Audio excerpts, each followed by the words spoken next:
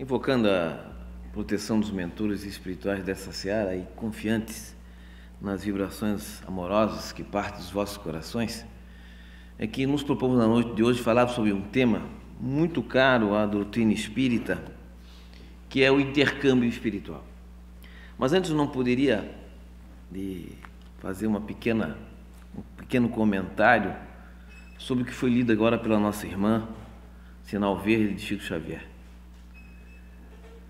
O mal, às vezes, é o bem mal interpretado.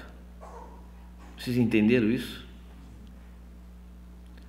Às vezes uma dor, um sofrimento nos alerta e faz a gente mudar a nossa vida, o nosso ponto, nos transforma, nos ajuda. Tudo depende do ponto de vista de cada um e muito depende de cada um de nós entendermos ou querer ver com os olhos de quem quer ver, né? Então, esse tema de hoje trazido, na realidade, é o ponto básico da doutrina espírita. Tanto é que no Livro dos Espíritos, a parte introdutória, já lá quando a gente vai dar a leitura, a gente não lê, né? A gente já lê só as perguntas. A gente devia ler, vamos ler a parte introdutória do Livro dos Espíritos. Bem no primeiro parágrafo, no finalzinho dele, é dito o seguinte: diremos, pois, que a doutrina espírita ou o espiritismo tem por princípios as relações do mundo material com os espíritos ou seres do mundo invisível. Aqui é doutrina espírita. É o que eu vou falar hoje.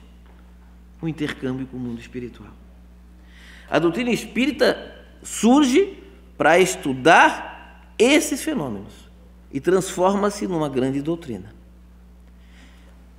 Quando é que você sabe quando é que surgiu o espiritismo? Alguém sabe? Quando? Tem data? 1857, se não me engano, em maio de 1857. 18 de abril? 1857. Por que essa data especificamente? Alguém sabe? Publicação do Livro dos Espíritos.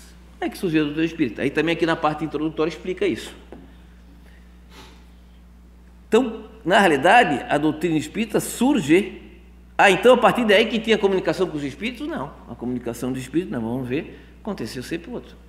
A doutrina espírita, ela busca o quê? Estudar estes fenômenos. É tão interessante que em 1854, então, pouquinho tempo antes, nós temos aqui a figura do então Hippolyte Léon Denis Rivail, que vai depois virar o Allan Kardec. Esse Hippolyte Léon Denis Rivail, quem era? Era um pedagogo, escritor, formado pela Faculdade de Ciências Naturais, estudou com Pestalozzi, tinha em Paris um educandário, seguindo o sistema pestalozziano, culto, cientista, buscava estudar os fenômenos magnéticos, que é aquela coisa de movimentar objetos. Então eu já estudava naquela época, então eu posso levantar um livro, através da força do pensamento. Isso era ciência. E Kardec encontra o senhor Fortier em 1857, com quem ele já tinha trabalhado o magnetismo. O senhor Fortier tinha uma grande força magnética, ele tinha estudado com ele esses fenômenos, e o senhor Fortier lhe fala sobre as chamadas mesas girantes. Alguém já ouviu falar das mesas girantes? As mesas girantes, elas aconteciam na época Hoje, modernamente, a gente fala da brincadeira do copo. Alguém sabe o que é a brincadeira do copinho? Então, as mesas girantes é a brincadeira do copo, da de 1850 e tanto, 1848, final da década de 1840 do século XIX. As mesas girantes começaram a acontecer, os fenômenos espíritas, isso, claro, preparado pela espiritualidade, começaram a pular na Europa e nos Estados Unidos. Que a gente vai ter aquele caso famoso de Hydesville, das irmãs Fox. Alguém já ouviu falar das irmãs Fox? Pois é. Então, as irmãs Fox são aquele caso das meninas que foram morar e objetos começaram a bater, a casa bater, e aí não se descobriu o que era, até que se descobriu através de toque da batida que alguém tinha ali sido morto e enterrado ali dentro da casa.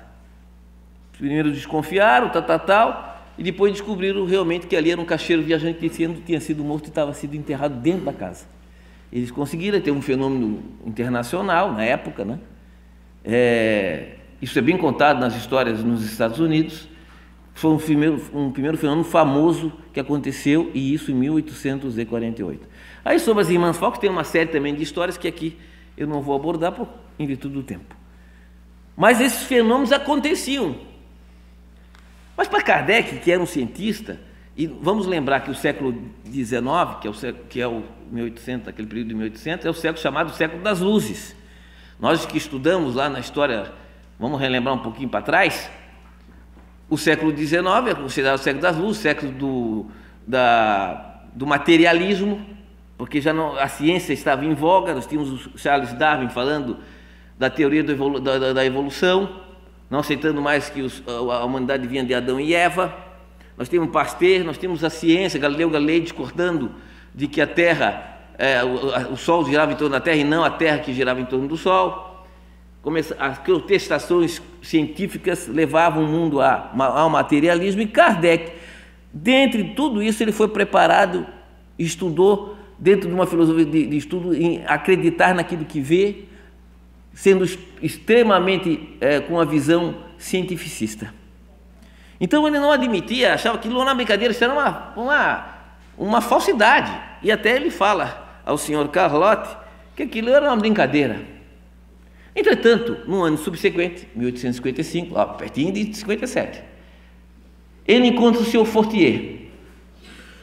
O Sr. Fortier era um amigo dele de mais de 20 anos, uma pessoa que ele tinha um conceito muito grande de inteligência, de capacidade, também uma pessoa como ele, estudiosa, se deixando levar por uma brincadeira dessa, dizendo que a mesa pulava, levantava. Como ele poderia aceitar tal coisa? E ele, por pena do senhor Carlotti, resolve ir com ele na casa da senhora Panemazon para ver então uma dessas brincadeiras das chamadas mesas girantes, das mesas que se mexiam. Ele chega lá com aquela visão, não de ir para uma brincadeira, por uma festa, como muitas vezes nós vamos lá para a festinha do brincadeira do copo. Ele foi lá para ver o que acontecia e desmascarar aquele fato. Só que ele percebe o quê? Que não tinha farsa nenhuma. Só que ao perceber que não tinha farsa nenhuma, como um cientista, como um pedagogo, como uma pessoa respeitosa, o que ele foi fazer? Eu vou estudar então o que está acontecendo. E aí ele começa a fazer os seus estudos. Aí ele começa a ter essa comunicação, a fazer a comunicação com os espíritos. Aí em outros locais também, outras pessoas também lhe ajudam, como Sercano Andoli, Camille Flammarion e tantas outras pessoas.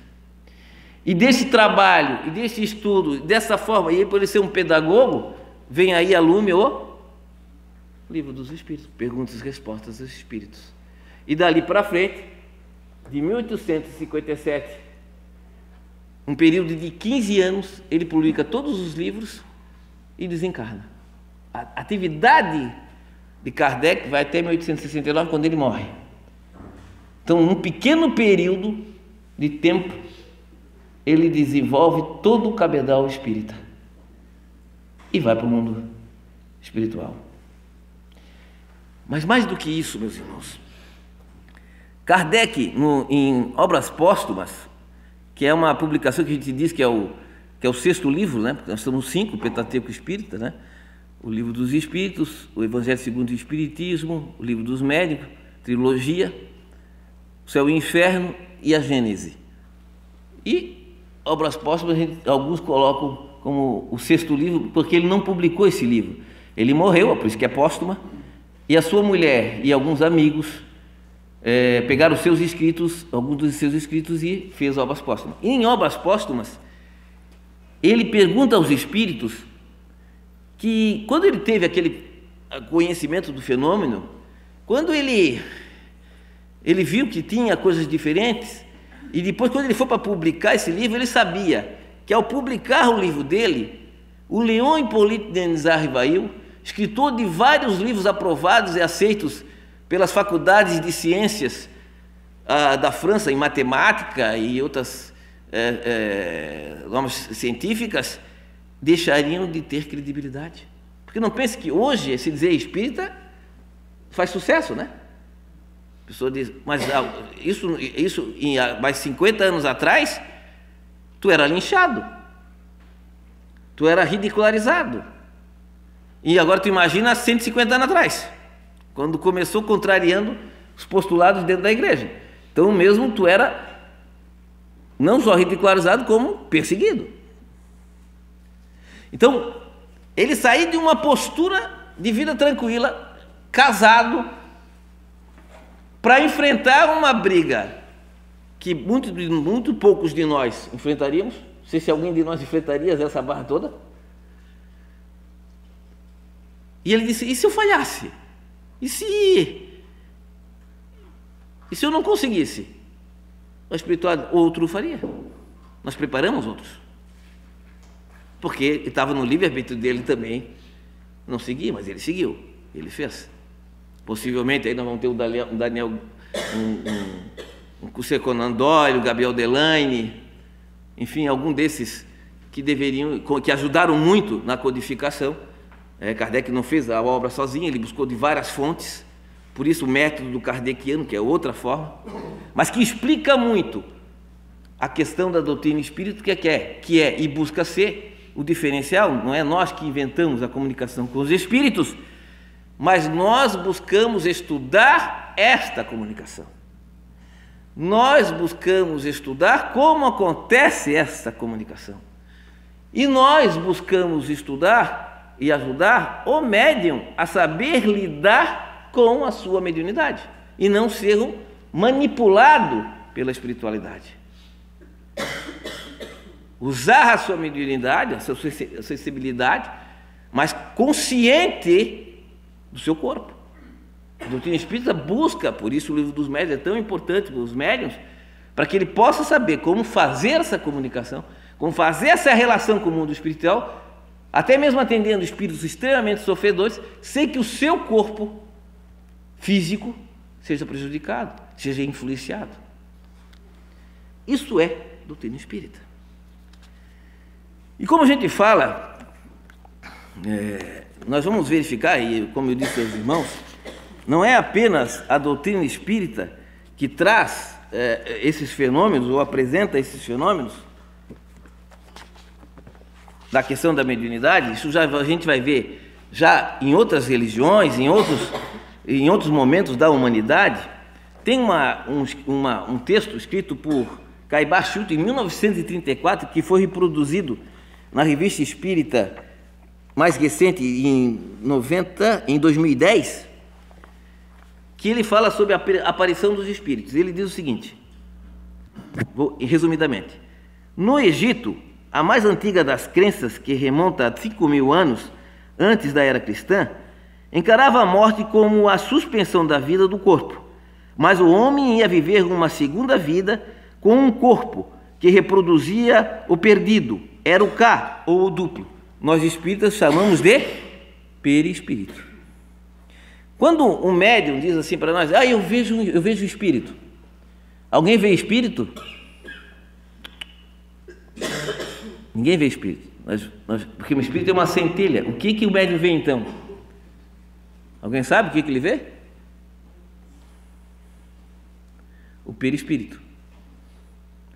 Porque quando nós desencarnamos, nós somos formados de corpo físico, do perispírito, para a ciência, corpo bioplasmático, porque a ciência já aceita a presença desse corpo, né? O casal Kirley, em 1950, casal russo, ele o descobriu através de uma amputação, fizeram uma filmagem e estava a mão ainda da pessoa em forma nevosa, né? Com névoa. Conseguiram perceber e tiraram a foto, e chamaram isso de corpo bioplasmático. Então ele tinha muitas vezes a sensação das pernas, estou com frio nas minhas pernas, e não tinha mais perna. Mas aquele corpo, quando era tirado abruptamente, ainda persistia durante o tempo, e depois ele se amoldava ao corpo. Então, esse corpo bioplasmático para o espiritismo, corpo perispiritual para os egípcios K,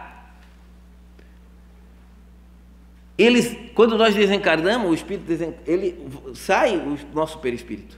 E podemos, quando a gente aparece para alguém, o médium consegue perceber, ele consegue perceber o perispírito da pessoa. Então, muitas vezes eu desencarnando, eu posso aparecer para alguém, para ela, que seja uma médium, aí ela vai, poxa, Alexandre, agora tem esse cabelo? Vem com mais cabelinho, mais magrinho. Posso fazer isso? Posso.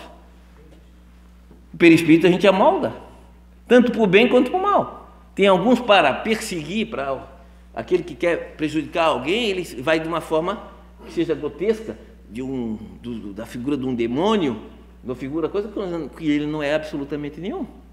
Mas ele busca se transformar para impressionar.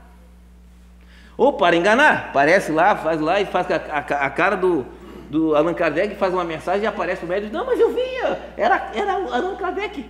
Mas ele disse para mim rezar que eu tenho que rezar assim, ó, todo dia eu tenho que rezar assim.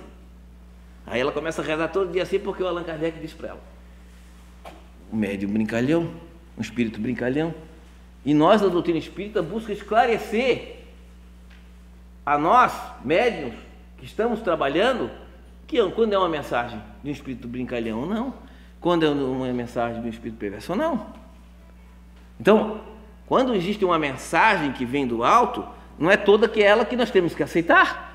Tem que passar pelo crivo da razão. Isso é doutrina espírita. Na Grécia, na Pérsia, encontra-se uma concepção inteiramente particular acerca da alma.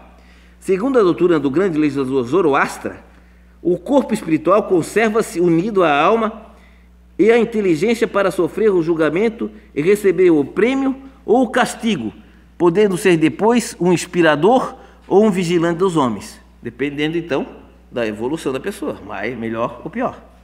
Na Grécia, a comunhão espiritual é aceita pelos maiores filósofos. Homero dizia que os moribundos profetizavam e os homens comuns eram guiados por espíritos vulgares, mas os sábios eram visitados por espíritos superiores. Tales, que viveu 6 séculos e meio antes de Cristo, ensinava que o universo era povoado de espíritos, testemunhas secretas de nossas ações, que a doutrina espírita deixa muito claro.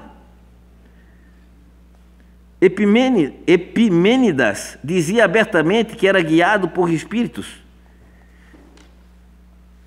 Todo mundo sabe também da doutrina de Sócrates e Platão, que é genuinamente a doutrina espírita, não só sobre a aparição, como a comunicação dos espíritos.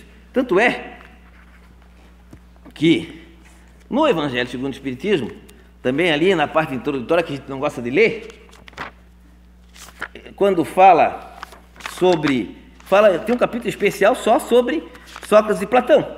Resumo da doutrina de Sócrates e Platão. Eu não vou ler ela toda, o texto é grande, mas só algumas passagens sobre o que eu quero dizer aqui, sobre a comunicação com os espíritos, já na visão de Sócrates. Depois de nossa morte, o gênio, daemon ou demônio, que nos fora designado durante nossa vida, nos conduz para um lugar onde se reúnem todos aqueles que devem ser conduzidos ao Hades, para aí serem julgados. Quando ele fala, depois da nossa morte, o gênio, o demônio, que nos fora designado, a gente pergunta, mas meu Deus, eu não tenho espírito protetor, eu tenho um demônio do meu lado? É que, você sabe que o Jesus falou em que língua? Falou em português, Jesus? Será que falou em português? Qual foi a língua de Jesus? Tá. E os evangelhos? Foram escritos em que língua? Grego. Não foi latim. Não foi latim. Grego. E sabe o que é espírito em grego? Demônio.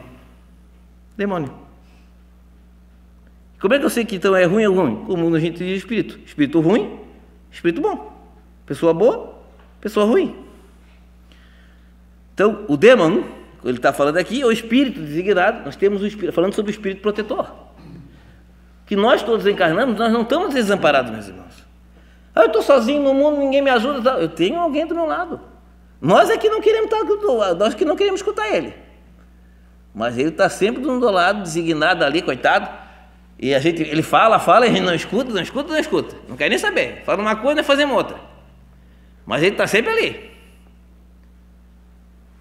nos ajudando. E diz ainda, coitado de, pô, eu estou ajudando, não ajuda nada, depois eu que me ferro ainda, né? Vai ser dizer que eu sou um mau orientador. Aqui já falava sobre isso. Vai mais. Se a alma é imaterial, depois dessa vida, ela deve seguir para um mundo igualmente invisível e imaterial, da mesma forma que o corpo, em se decompondo, retorna à matéria. Importa somente distinguir bem a alma pura, verdadeiramente imaterial, que se nutre como Deus de ciência e de pensamentos, da alma mais ou menos manchada de impurezas materiais, que a impede de se elevar até o divino e as retém nos lugares de sua morada terrestre. Aqui ele fala o seguinte, que a grande visão da doutrina espírita, quanto mais evoluído, mais sutil é o espírito. E é o seu perispírito. Por isso que a gente vai ver em obras, várias delas, André Luiz, vocês vão ver, lembra alguém que lê essas obras, vai ver que muitas vezes o espírito superior ele vai na região umbralina, os espíritos não veem ele. Não é? Os espíritos inferiores não conseguem ver aqueles espíritos superiores que estão andando por ali. Por que isso acontece? Porque o perispírito dele é muito mais sutil. O perispírito daquele que está no terra a terra é mais grosso, mais denso. Quem foi que falou? Isso aí, mais denso. Exatamente. Agora, quando ele quer se materializar, ele pega daquele local, daquela energia, se materializa e o espírito consegue percebê-lo. Visão da doutrina espírita clara. Visão da doutrina espírita clara. O corpo conserva os vestígios bem marcados dos cuidados dos que com ele se tomou, ou dos acidentes que experimentou, ocorre mesmo com a alma. Os reflexos. Se nós usamos o nosso corpo material de forma inadequada, nós temos consequências na vida espiritual. Se nós muitas vezes usamos, nos matamos, ou temos um suicídio, etc., nós temos essa consequência. Se nós usamos o cigarro, a bebida, a comida, enfim, no excesso, e temos de encarnar, nós vamos ter problemas dessa consequência. Tanto aqui quanto lá. Porque há um reflexo, há uma atuação. Isso a doutrina espírita nos explica, nos esclarece, nos orienta.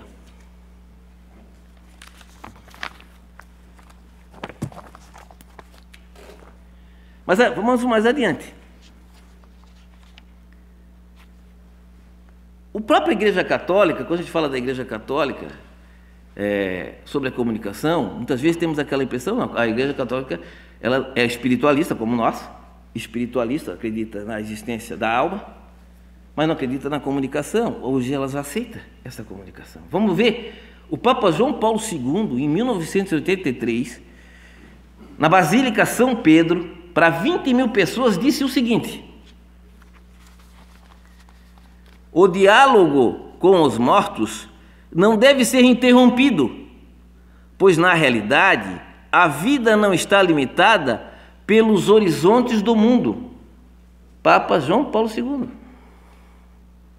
E mais, em 1996, o padre Gino Concetti,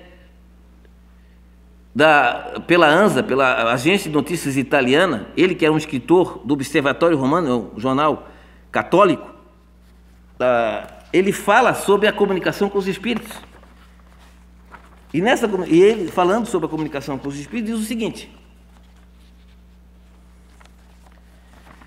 segundo o catecismo moderno, Deus permite aos nossos caros defuntos, nós entendemos caros as pessoas desencarnadas, né? Que vivem na dimensão ultraterrestre, enviar mensagens para nos guiar em certos momentos de nossa vida. Após as novas descobertas no domínio da psicologia e também do paranormal, a Igreja decidiu não mais proibir experiências do diálogo com os trespassados, com os desencarnados, à condição de que elas sejam levadas com finalidade séria, religiosa e científica. Qual é a visão da doutrina espírita? Comunicação séria, religiosa e científica. Nada de diferente. Comentou o padre Gino Concetti. Aí eles fazem a seguinte pergunta: para interpretar esses fenômenos, a Igreja lhe permite recorrer ao chamado sensitivo e aos médiuns? Sim. A igreja permite recorrer a essas pessoas particulares, mas com grande prudência e em certas condições. Os sensitivos aos quais se pode pedir assistência devem ser pessoas que elevem suas experiências, mesmo aquelas com técnicas modernas, se inspirando na fé. Se essas forem padres, melhor ainda. Por que ele fala isso? Porque um padre, o que é um padre? É uma pessoa que tem conhecimento, é uma pessoa já ligada, né? Tem uma questão moral já mais definida, trabalha o autoconhecimento, é um grande médium. O médico, o que é um médium deve ser? É uma pessoa que tem que ter uma reforma íntima, que deve buscar dominar suas más inclinações, ser um bom instrumento com a espiritualidade. Para ser esse bom instrumento, não pode chegar aqui na casa, na reunião mediúnica, antes, encher a cara, beber, comer, empandulhar-se e ir para uma reunião mediúnica. Ele vai ser um péssimo médium. Até sobre isso eu acho interessante eu frisar, e posso falar, porque aconteceu comigo, né, com outro. Há muitos anos atrás, eu ajudava na questão de um passe no nosso centro espírita lá, no Bezerra de Menezes, em Chapecó, e ajudava na hora do passe. Era sempre no sábado, às 3 horas da tarde, era a palestra. 15 para as 4 horas, nós tínhamos o passe. E aí, eu antes, de manhã cedo, chegou lá na nossa região, o procurador-geral, eu sou do Ministério Público, sou promotor de justiça, chegou o nosso procurador-geral, na época campanha eleitoral, do cargo de procurador, e eu fui receber lá, e aí tinha vários colegas, amigos de profissão, a gente está no interior, a gente não vê há 10 anos, há um tempão lá, se abraça e tal, e eu estava lá no coisa, e aí me ofereceram uma caipirinha, eu tomei uma caipirinha. Já tomei com aquela cara, estou fazendo besteira, né? Aquela coisa que sabe que tu toma e tu já assim, meu Deus, eu sei que... Mas pensei assim, né? Mas agora, 11h30, por aí, às 3 horas da tarde, 4 horas já foi, né? Comi moderadamente e tal. E fui para assistir a palestra. E fui fazer o passe. Mas só na minha posição, de posição para a questão de dar o passe, parecia que saía uma água assim, direto assim mesmo, jorrava assim, um cheiro de cachaça assim, que era... Vocês não imaginam, o cheiro de cachaça, como se eu tivesse 2,5 litros de caipirinha até tomado. E eu olhava assim, ó, olhando para os amigos, meu Deus, que vergonha, desculpa, assim, né, para a espiritualidade. Aí vocês devem estar imaginando, coitado dos caras que tomaram o passe meu, né? Deve ter saído lá tudo bêbado, né? Não. Aquele momento, quando eu estou sendo tirada a bebida de mim, isso, claro, para mim ter sentido a espiritualidade, eu não sou médium, hein?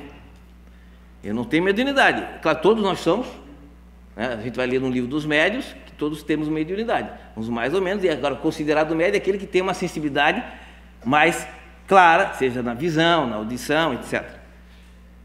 Mas veio como uma percepção, assim, claro, para quê? Primeira coisa, para me ensinar. Então já vi, tu viu-se, né? Que tu fizesse. A segunda coisa, a espiritualidade me isolou. Ela me isolou. Porque o passe são os chamados vasos comunicantes. Então não precisa chegar lá na hora do passe, tu me vê lá se eu vou dar um passe um dia, você não, Alexandre, eu não vou não, porque ele pode, né? Ter tomado ali vou no outro ali. Já me falou aquela que aconteceu, eu não vou fazer, não vou pegar mais besteira nessa não. Outra é aqui, não, eu gosto dela ali, acho que o passe dela é melhor, mais forte. Não é assim. A espiritualidade, ela pega a energia nossa e repassa para todos. Então, e todos recebem a energia que precisa. Cada um precisa de energias diferentes. Aliás, alguns, inclusive, que pensam que vão tomar passe, estão dando passe, estão ajudando a energia. Porque se você está bem concentrado, está bem fluidicamente, aquele que não está, a espiritualidade não vai te dar, ela vai te tirar. Então não vou não, quando estiver bem eu não vou, né? Existe uma frase, uma prece de São Francisco, que diz o seguinte, é dando... Então, quando a gente dá, a gente se sente mais, inclusive muito mais feliz. É só lembrar, quando a gente faz uma caridade, ajuda alguém, quem fica mais feliz? Nós mesmos. Sabe por quê? Porque quando a gente ajuda, a gente vê que a gente não é tão ruim assim. Né?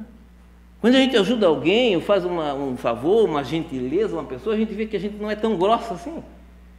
Que a gente não é tão ruim assim, a gente tem algum jeito ainda. Nós percebemos que nós somos humanos ainda. E que temos condições de evoluir. Então, quando a gente faz o bem, na verdade, a gente recebe muito mais do que a gente dá. Então, aqui traz o Padre Gênesis 1,7 aquilo que é a visão perfeita da nossa doutrina. A Igreja interdita todos os contatos dos fiéis com aqueles que comunicam com o mais além, praticando a idolatria, a evocação de mortos, necromancia, superstições e esoterismo. Visão da doutrina espírita. A doutrina espírita não vem aqui para se comunicar, para ganhar na loteria, para me casar com alguém, para fazer mal, para me conseguir um emprego do outro. A doutrina espírita recebe a mensagem da doutrina sobre dois caminhos. Uma, para ajudar aquele espírito necessitado, e para receber mensagens do alto, dos espíritos, para nos orientar. Né? Com tantas obras, e agora a irmã leu aquela de Sinal Verde, né? Que é uma obra basilar do nosso Chico, do grande médium, né? Dos médiuns, Chico Xavier, e que venha nos inspirar, né? Essas obras, que nos trazem essas obras que estão boas. E por fim, que atitude convém evitar durante os contatos mediúnicos? Não se pode brincar com as almas dos despassados, não se pode evocá-las por motivos fúteis. Para obter, por exemplo, um número do loto, convém também ter grande discernimento a respeito dos sinais do mais além, e não enfatizá-los tanto. Perfeita visão. Porque quando vem uma mensagem, e a gente isso fala muitas vezes para nós espíritas, para o nosso movimento. Quando vem uma mensagem, aí nós dizemos, se eu chego para a nossa irmã e digo, olha, minha irmã, tu devias ser mais calma, devias fazer isso. Ela olha, sei lá, tá certo. Agora você fala para ela, minha irmã, o espírito lá falou, deixa para te fazer isso aí. Mesmo, Alexandre, o que o espírito mandou falar? Faz assim, faz assado, deixa que melhorar nisso. Aí o espírito falou, então eu vou fazer. Agora, se eu falei para ela, não. Não importa o espírito quem é. É um ser. Que pode ser até um brincalhão. Aí todas as mensagens a gente tem que passar para o irmão que recebe. Muitos grupos mediúnicos fazem. Pega e passa. Aí eu tenho uma mensagem aqui, entrego para ele. Você chegar em casa, você vai morrer. Quando tu chegar em casa, tu já vai morrer de um acidente, vai ter um ladrão lá e vai te matar. Aí tu sai daqui do seu espírito, tá tranquilo, né? Com aquela mensagem. Ou aquela mensagem outra, né? Tem uma série de espíritos que querem o teu couro, querem acabar contigo. Essa é a mensagem que está dizendo ali. Aí o cara que está perturbado sai da casa, bom, agora já sei, né? Qual é o problema que eu tenho? Agora estou tranquilo. Já sei que tem realmente as pessoas querendo meu couro aqui atrás de mim. Isso não é mensagem que se dê. Primeiro, não é de espírito evoluído que jamais faria isso. Então nós temos que ter o discernimento médio, e isso a doutrina nos esclarece. Nós temos que ler a interpretação. O que importa é a mensagem. Temos que tomar muito cuidado, por isso que é feito com rigorismo. O estudo é sempre necessário na casa espírita. Até sobre isso, existe um livro que é Diálogo com Divaldo Pereira Franco. Esse é um livro que foi escrito de conversas dele com trabalhadores da casa espírita. E até tem um momento, há 20 anos atrás, eu participei de um dessas, aqui na CERT. Não foi aqui, mas foi lá no SEAC.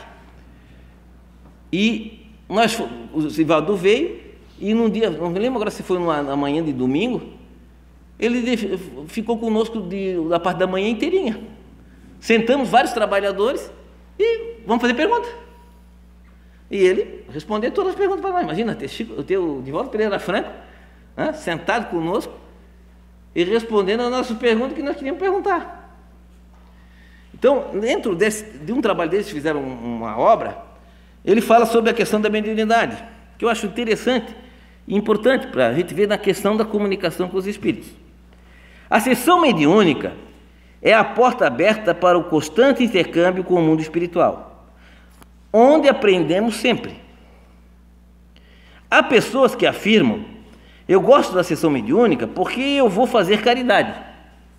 Aquele médium que chega lá, ajuda aquele espírito necessitado, orienta, estou fazendo caridade.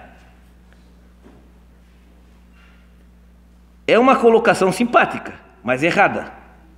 Ali é o lugar onde vamos aprender e receber a caridade, porque mesmo o espírito em sofrimento, que vem ter conosco, a quem pressupomos estar a esclarecer, este é que nos faz caridade, dizendo sem palavras, não fala nada, sem palavras: olhe o que aconteceu comigo, ou você muda de comportamento, ou vai sofrer as mesmas coisas. É necessário que você veja o meu exemplo e o perigo que está ocorrendo. Então, quando a gente vai numa mediunidade, a gente tem a comunicação e vê aquele espírito necessitado, o que a gente vai ver dele? Que é um espírito que está com ódio de alguém, com raiva, um sentimento forte de dor, está focado naquela pessoa e não consegue ver nada, sofre. Então Alexandre, ele é um espírito obsessor? Então ele é o demônio? Você pode dizer que é o demônio? Não. Ele é um irmão nosso, um irmão com nós, que pode ser um de nós aqui, quando desencarnamos. É isso que ele quis dizer aqui, pode ser até um médium. Por que pode ser? A gente é ruim, mas não é tanto, né? Para ser um obsessor assim? Será que não, meus irmãos? Será que gente desencarnando não pode ser confundido com um obsessor? Se nós chegássemos em casa agora, e um ladrão entrasse, matasse a gente, matasse a nossa mulher, matasse o nosso filho, matasse o nosso papagaio, nosso cachorro, e nós desencarnamos.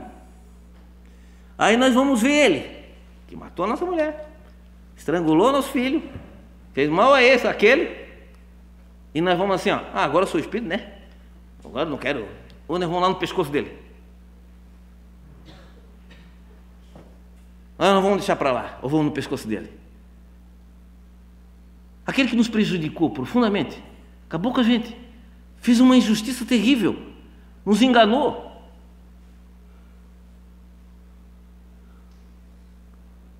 E agora nós estamos em espírito, temos a oportunidade de não nos vingar, fazer justiça. É o que eles falam. Vocês querem ajudar ele? Vocês querem ajudar ele? Vocês não conhecem ele. Ele me prejudicou. Ele acabou comigo. Ele mentiu. Então a gente tem às vezes a visão, nós, daquele espírito obsessor ser uma coisa à parte. Não é. Ele, como nós, muitas vezes tem um ódio, tem um rancor. É isso que nós aprendemos como médiuns ali. Quando está o médium lá, ele vai dizer: meu Deus, se eu tenho esse sentimento, eu tenho que tirar esse sentimento logo, porque eu não quero me transformar nisso. Porque eles se focam naquilo. O que o médium faz muitas vezes nessa situação? Muitas vezes se tenta lembrar da mãe dele, de algum sentimento que aproxime ele. E aí quando ele se aproxima, quando ele lembra da mãe, porque ele está com saudade, porque ele não consegue ver os familiares, porque ele se abandonou, ele está focado no ódio. E quando ele vê, ele chora, o que acontece? Abre um intercâmbio espiritual. E aí ele consegue perceber a mãe dele muitas vezes, porque a mãe dele está ali do lado dele, tentando ajudar, mas ele não quer escutar, ele não quer ver, ele só vê isso aqui, aqui ele não vê. E aí ele percebe a mãe dele, começa a chorar, e minha mãe, o orientador não precisa fazer mais nada. Então abrace a sua mãe e siga, que ela vai e leva para um hospital na espiritualidade e vai ser tratado. Isso é o uso da mediunidade, meus irmãos, a caridade. Por isso que nós espíritas temos com muita clareza que nenhum de nós está esquecido da espiritualidade superior. Nenhum de nós. Imagine vocês assim, imagine vocês, mães que estão aqui, que são tão imperfeitas. Mães que são tão imperfeitas. Se vocês fizessem o bem aqui na terra, tivessem uma vida digna, tivesse filho, e infelizmente esse filho, essas questões da droga, do convívio inadequado, muitas vezes, se perdeu, entrou nas drogas, acabou morrendo e indo possivelmente para um lugar, em virtude das drogas, tal, por regiões umbralinas, mas você teve uma vida digna, correta. Você iria para o céu. Alguma mãe daqui ficaria feliz vendo seu filho no inferno? Se nenhuma mãe daqui ficaria feliz, porque ela tem que estar feliz, está no céu, né? Está no céu, tem que ficar feliz. Alguma mãe daqui estaria feliz vendo seu filho no inferno? Então, qual é a doutrina espírita nos esclarece? Esta mãe pode ajudar o seu filho. Ela tem que estar bem. Agora, o esfarrapado não ajuda, o roto não ajuda o esfarrapado. Ela tem que estar bem, ela está bem na espiritualidade. Aí ela vai rezar por quem? Para o seu filho, vai orientar. E no momento que ele abrir-se, ela está lá para resgatá-lo, ajudá-lo. E ela sabe que vai ajudá-lo. E naquele momento que aquele filho abre os braços para ela, lembra-se dela, tenha essa ligação, ela estará lá, imediatamente para resgatar o seu filho daqui das regiões umbralinas, para o tratamento, para o seu erguimento e para uma vida digna. Esta é a beleza que a doutrina espírita nos esclarece, que nos traz através da mediunidade bendita. Mas é uma mediunidade, meus irmãos, que tem que ser estudada. Uma mediunidade que tem que ser orientada. Por isso a diferença da doutrina espírita é o estudo, a compreensão, para que a gente possa fazer as coisas com clareza, com pensamento, com razão. Que a gente possa entender que todos nós somos destinados à luz, que não tem nenhum de nós abandonados, que nenhum de nós carrega um fardo, porque todos carregamos um fardo aqui no mundo espiritual, na mundo da terra, mas nenhum de nós carrega um fardo que não possamos suportar. Nós escolhemos as nossas provas. O doutrina espírita nos esclarece isso. Acreditemos um pouco em Deus. Acreditemos um pouco em Deus. Lembro-me, quando eu estava num hospital, há muitos anos atrás, até numa UTI, e chegou uma senhora, estava lá do meu lado, e ela, não sei se foi uma pedrada, alguma coisa na cabeça dela, estava com a cabeça assim bem pisada, e ela estava com dor. Ela assim, ai meu Deus, que dor, ai meu Deus, que dor, diabo, diabo, diabo, diabo. A gente muda o nosso pensamento com uma facilidade, não deu Deus, vai diabo mesmo. A gente não consegue manter um estágio vibracional, né, para que a gente possa receber da espiritualidade as benesses que nos são jorradas. Agora, nesse momento, meus irmãos, desde que os irmãos entraram nessa casa, estão recebendo. Alguns mais, alguns menos, porque alguns já estão chegando assim, então já passou do horário, meu Deus, esse homem aí não para de falar, né? Eu tenho compromisso, estou cansado, etc. Só chega na hora do Pai, agora Pai nosso que está no céu, receba.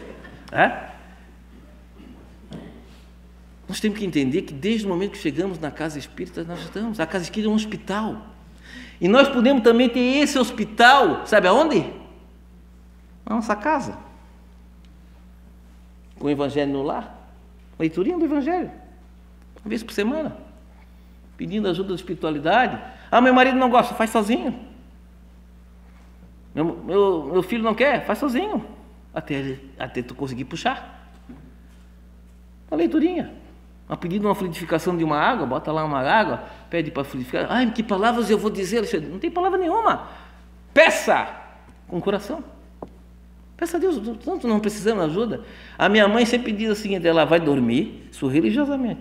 Ela lembra da minha casa, ela tem 6 filhos, homem. Todos já estão casados e tal. Ela lembra da minha casa, faz radiação para a minha casa. Aí lembra da casa do meu irmão, faz radiação para a minha casa. Eu disse, mãe, não morre tão cedo e fica fazendo sempre essa radiação que ajuda, né? Porque nós estamos, é ruim, difícil estar pedindo para nós, né? Mas enquanto a mãe está pedindo, nós estamos sendo beneficiados. São irradiações, amor, carinho, essa energia é força que vai nos ajudar, meus irmãos. Tenho certeza que a paz de Jesus esteja e permaneça conosco.